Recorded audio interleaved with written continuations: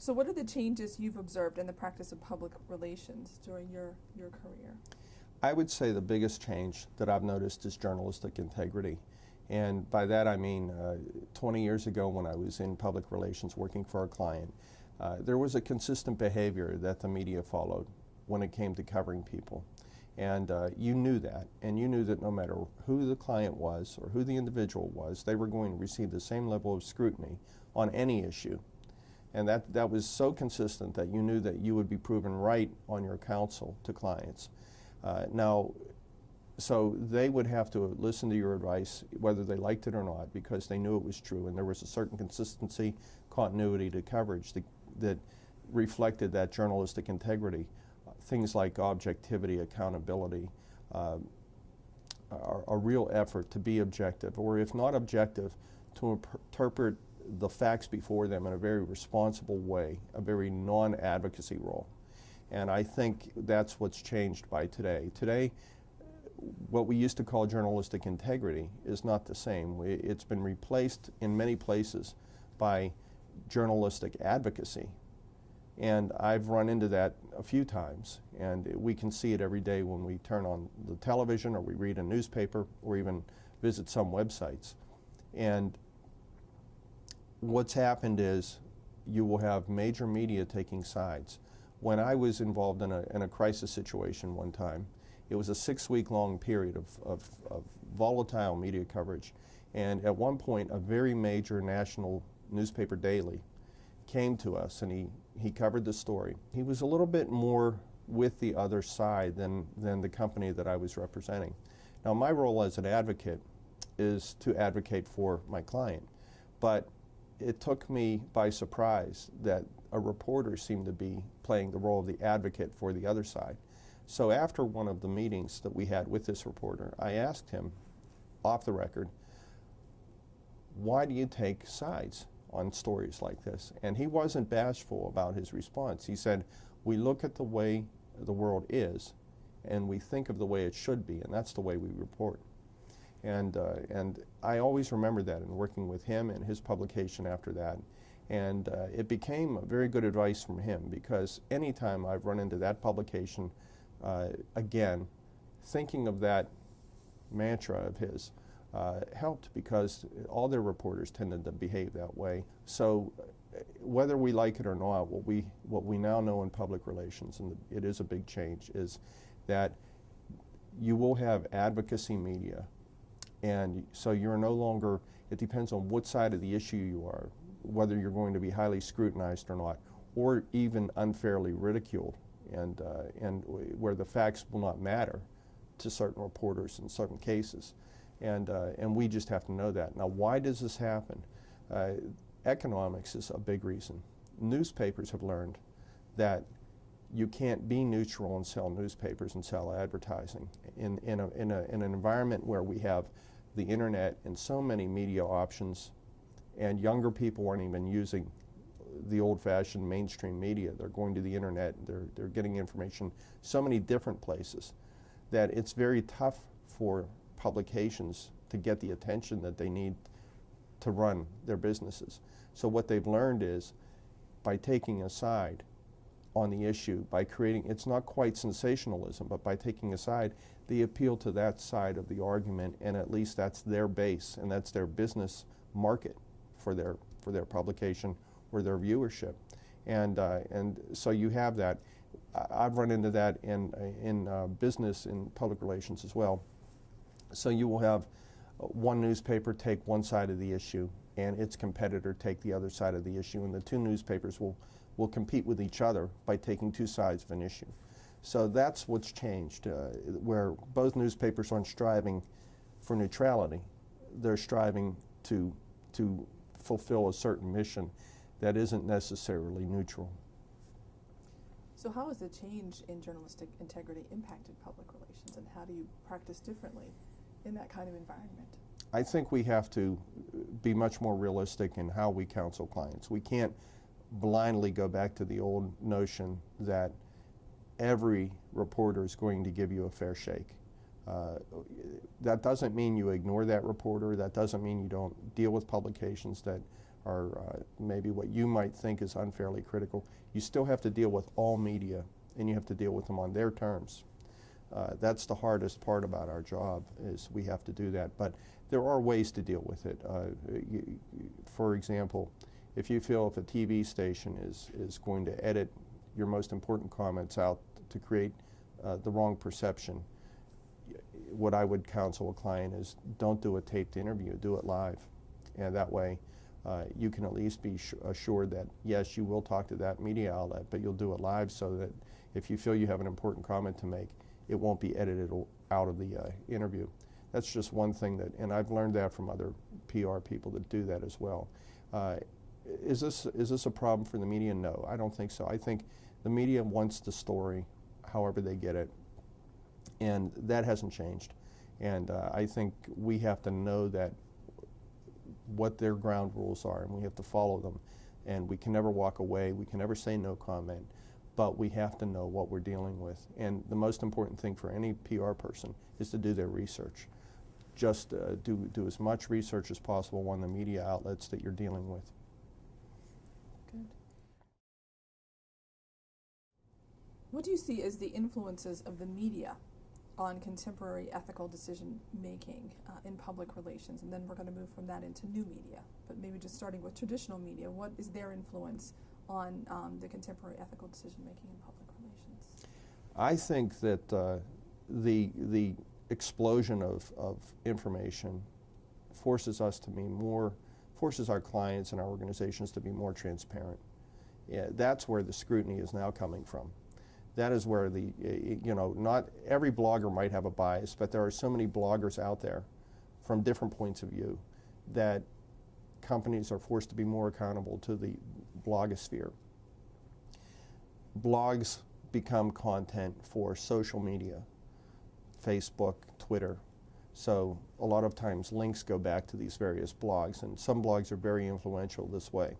So I think that that the new media is really doing what the media has always done, and that's keep organizations accountable. It's just that there's so much clutter out there. No one new media outlet has so much power to dictate the fortunes of a single organization. So that sometimes is a double-edged sword for people that are targeted by people in the blogosphere, because there may not be enough pressure on a company to do things a certain way if only one blogger is following that story.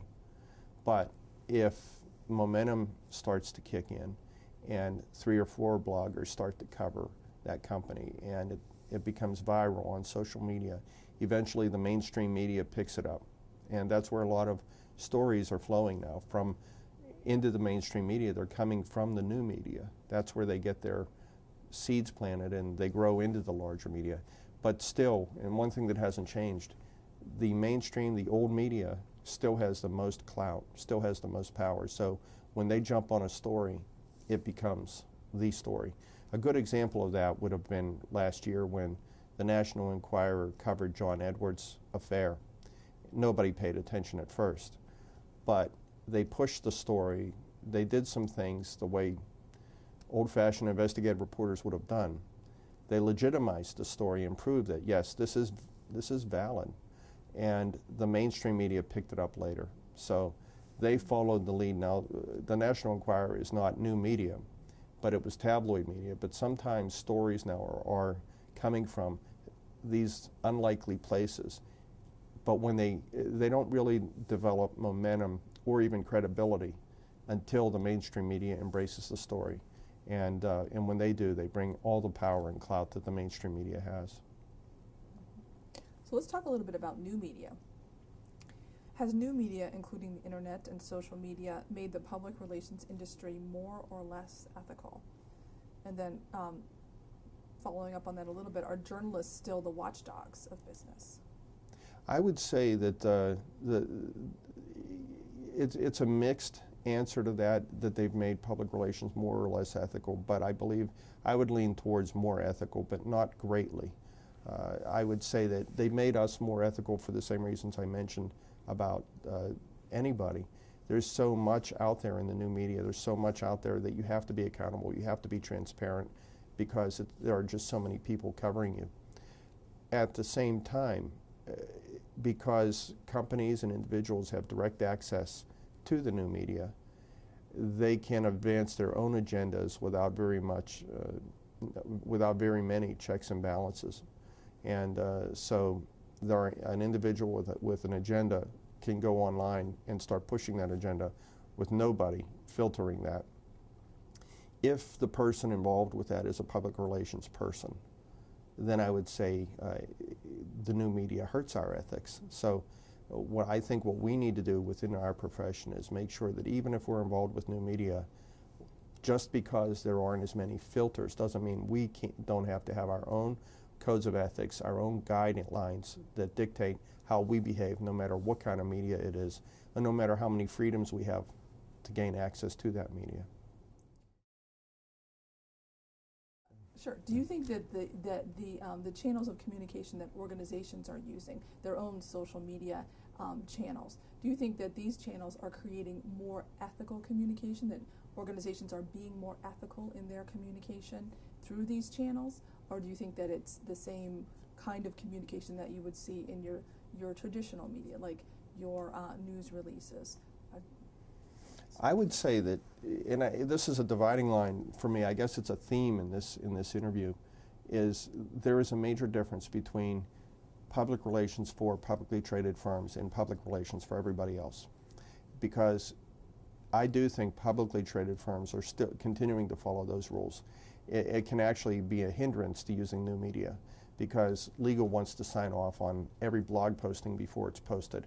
That takes time. It takes time for approvals, and it becomes a disincentive to really live the spirit of new media. So if something happens today in the news and the CEO wants to write about it, he might write about it this morning, want to put it on his blog, but legal wants to review it, and they're overburdened with other legal work that it doesn't get approved for 2 or 3 days. All of a sudden that blog post loses its timeliness.